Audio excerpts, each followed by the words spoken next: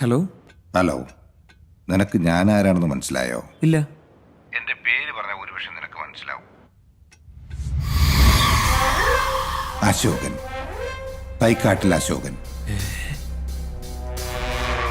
എന്നെക്കുറിച്ച് ഓർത്ത് നിങ്ങൾ ദുഃഖിക്കരുത്.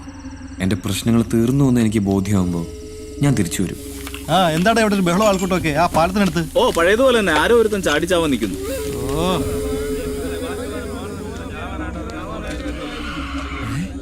എടാ സഞ്ജു,